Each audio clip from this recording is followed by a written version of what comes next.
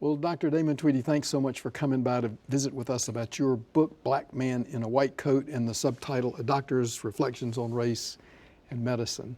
Thank you. And look forward to having that on North Carolina Book sometime soon. But one of the great parts of your book was your own discussion of your health problems. That as you studied the problems that are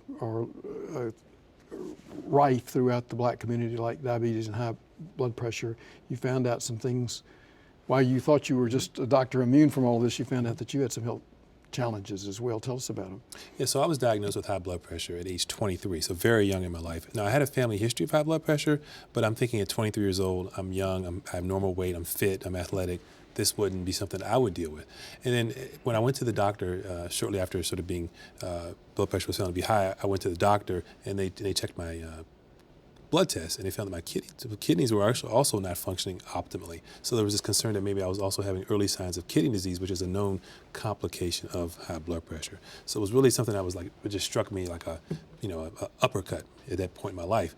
So in the book, I talk several times throughout the book about how I dealt with that over the years, and how I would go through this process of doing well for a while and then sort of slipping back. You know, just like people when they're trying to lose weight, they do well and then they lose weight, then they gain it back. I was sort of going back and forth, and it took me many years before I was able to kind of get a hold of what was going on and why I was struggling so much. And for me, a big part of it was my diet, and it was about this idea of changing the diet. So it wasn't so much that, say, eating fried fish versus eating baked fish. It wasn't so much that the food was different or the texture was different or that I couldn't eat low-fat yogurt or those sorts, or salads. It was this idea that there was a resistance to me because I had attributed those to sort of a well-to-do, white person, and that's the kind of food that they would eat. And I'd already assimilated. So it's trying to pull you out of your culture to right, treat exactly, you. Right, and so I had assimilated so much by becoming a doctor, coming from the background that I did, that it was sort of like it was sort of the resistance that was built up, and even though it was working against me, but it was something that I was dealing with. But you're counseling other Black people to eat this kind of white establishment food. Exactly, even as I was struggling to do it myself. Wow. And so I think that now that I've been able to really face that and kind of overcome that, because my blood pressures back then were high. They were like 150 over 90, 150 over 100, really high. Now I'm in a point where it was 110 over 70. And don't take blood pressure medicine or anything, just off. Well, you deal with this in other ways in your book about the question about people making a decision to attack high blood pressure primarily through diet and exercise rather than through the blood pressure medicine. Which route did you take? So for a period of time, I was on medication. I did take medication for a while, but then I was thinking, I'm really young.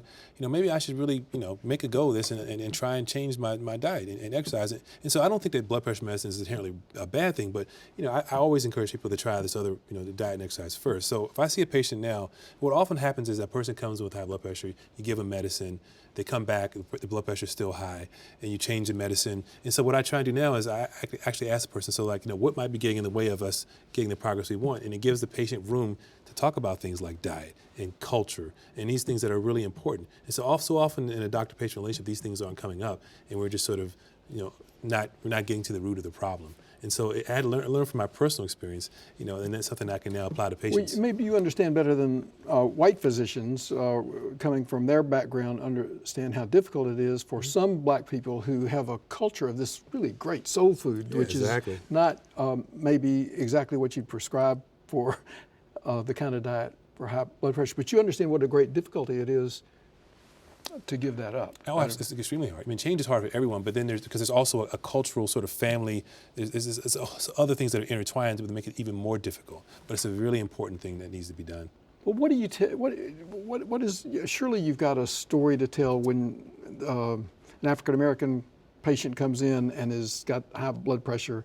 You've got some tricks to deal with them, or some special things that you say coming out of your culture to give them advice about how to lower their blood pressure? Well, no, and sometimes we'll joke about it. We'll talk about these certain kinds of foods that we eat, and we'll laugh about it. And the truth about it is that there are many of the foods that are actually quite good for you. Like I grew up eating, for instance, things that are not kale is considered like a wonder food now, right? Right. I grew up eating it, for all my life, but you don't have to put like a large, bag of ham or something in the kale. It's just different ways of eating things that really make us. You can eat a lot of the same foods, but just do it in a certainly different way, and it makes all the difference.